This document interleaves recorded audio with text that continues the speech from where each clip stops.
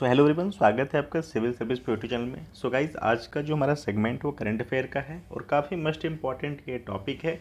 Exam में multiple choice में भी आता है, रीअरेंज करने के लिए भी आता है। सो स्टार्ट करते हैं और टॉपिक नेम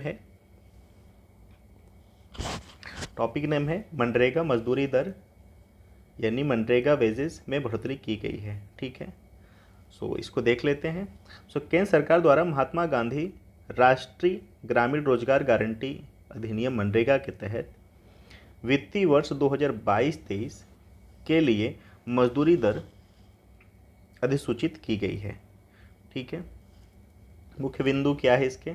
24 केंद्र शासित प्रदेशों और राज्यों में से 21 को 5% से कम की बढ़ोतरी मिली है। 10 राज्यों को 5% की बढ़ोतरी दी गई है। ठीक है, सो मिजोरम, मणिपुर, त्रिपुरा में कोई बढ़ोतरी नहीं की गई है। सो यहाँ से क्वेश्चंस बन सकते हैं। सो आप यह कंट्री का नाम याद रखना कि मिजोरम, मणिपुर, त्रिपुरा में कोई बढ़ोतरी नहीं दी गई, यानी इनका जो पूर्व का वेजेस डिक्लेयर है उसी पे अभी तक इनको रखा गया है। मजदूरी दरों में यह बदलाव ग्रामीण विकास मंत्रालय द्वारा अधिसूचित किया गया है। ठीक है, सो मंत्रालय का नाम आएगा तो याद रखना कि ग्रामीण विकास मंत्रालय के द्वारा अधिसूचित किया गया है। इन संशोधन दरों को महात्मा गांधी राष्ट्रीय ग्रामीण रोजगार गारंटी अधिनियम 2005 की धारा 6 की उपधारा 1 के तहत अधिसूचित किया गया है। 1 अप्रैल से यह बदलाव लागू होगा। तो ये टाइमिंग 1 अप्रैल का है।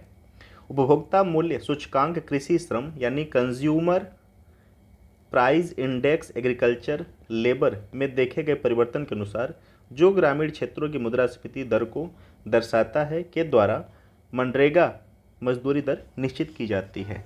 सो अगर ये पूछा जाता है कि मनरेगा मजदूरी दर निश्चित किस आधार पे किया जाता है, तो आपको ये पता होना चाहिए कि कंज्यूमर प्राइस इंडेक्स एग्रीकल्चर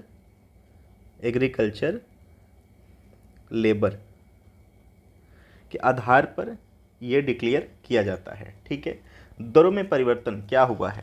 सो गोवा में सबसे अधिक 7.14 की वृद्धि के साथ 2022-23 की जो मजदूरी दर है वह 315 रुपये हो चुका है।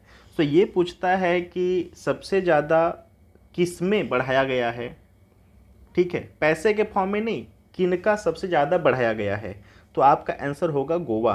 क्यों? क्योंकि 7.14 की दर से इसका वेजेस बढ़ाया गया है। ठीक है, और 2021-22 में यहाँ का जो लेबर कॉस्ट था वह था 294 रुपये। ठीक है, नेक्स्ट देखते हैं। मेघालय में सबसे कम बढ़ोतरी 1.77% बढ़कर 230 रुपये प्रति दिन हो गई है। देखिए, अगर पैसे से तुलना करेंगे तो देखिए 315 रुपये गोवा का है और मेघालय में अब 230 रुपये हो गया है। गोवा का 7.14% से वृद्धि की गई है और मेघालय में 1.77। ठीक है, जो कि 226 रुपये पहले था। नागालैंड और अरुणाचल प्रदेश में भी 2% की वृद्धि दर की गई है। तमिलनाडु, असम और पुडुचेरी में 2 से 3% की वृद्धि दर की गई है। उड़ीसा, महाराष्ट्र, दमन दीव, दादर नगर हवेली में 3 से 4% की वृद्धि दर किया गया है। उत्तर प्रदेश, गुजरात, राजस्थान, उत्तराखंड, सिक्किम, पश्चिम बंगाल, अंडमान निकोबार द्वीप समूह, हिमाचल प्रदेश, आंध्र प्रदेश, पंजाब और तेलंगाना में मजदूरी दर जो है वह 4 से 5% की वृद्धि से बढ़ाया गया है। ठीक है, छत्तीसगढ़, हरियाणा, बिहार, मध्य प्रदेश, जम्मू कश्मीर, झारखंड, केरल, लक्षद्वीप, गोवा और कर्नाटक में मजदूरी दर 5% की वृद्धि दर से बढ़ाया गया है। ठीक है, सबसे ज़्यादा मनरेगा मजदूरी। ठीक है, सो सबसे अधिक मजदूरी वाले 5 केंद्र शासित प्रदेशों में हरियाणा सबसे उच्च पे है। अगर ये पूछ लेता है कि रुपए के फॉर्म में सबसे ज़्यादा मजदूरी कहाँ पे मिलता है मनरेगा के थ्रू, तो आपका आंसर होना चाहिए हरियाणा। हरियाणा में सबसे ज़्यादा है, यहाँ पे 331 रुपये दिया जाता है, 331 रुपये दिया जाता है। ठीक है। गोवा में 315, गोवा में 315, केरल में 311, कर्नाटक में 309 रुपये दिए जाते हैं। ठीक है। सबसे कम मजदूरी दर कहाँ मिलता है? जो सबसे कम 5 सबसे कम केंद्र शासित प्रदेशों राज्यों में त्रिपुरा में 212, बिहार में 210, ठीक है, झारखंड में 210, छत्तीसगढ़ में 204 और मध्य प्रदेश में 204। ठीक है। देखिए कोई पक्षपात नहीं है, आप इसको पक्षपात मत मानना।